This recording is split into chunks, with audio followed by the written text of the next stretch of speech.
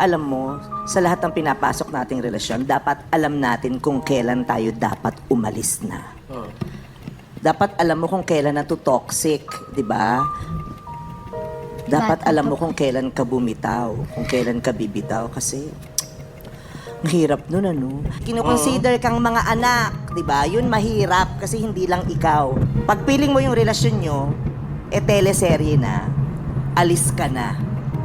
Di ko alam kung tama ba ito. Pag tayo pumasok tayo sa relationship para magmahal at mahalin. Pag hindi ka na nagmamahal at hindi ka na minamahal, wala nang dahilan yung relasyon. 'Di ba? Aalis ka sa restaurant pag ayaw mo na nung pagkain. 'Di ba? Ubus yan o hindi. Pag ayaw mo na, magsistay ka pa ba sa restaurant? Aalis ka na. Ganon din sa relasyon. Pag ayaw mo na, alis ka na. Bitaw ka na. Kasi mas lalo lang magkakasakitan kung niloloko nyo yung isa't isa.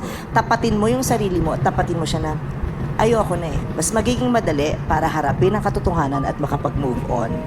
Diba? Kaysa tititigan mo ba yung pagkain, gusto ko pa ba ito? Ayaw. Mag-aaksaya ka ng oras eh. Kung ayaw na, alis ka na.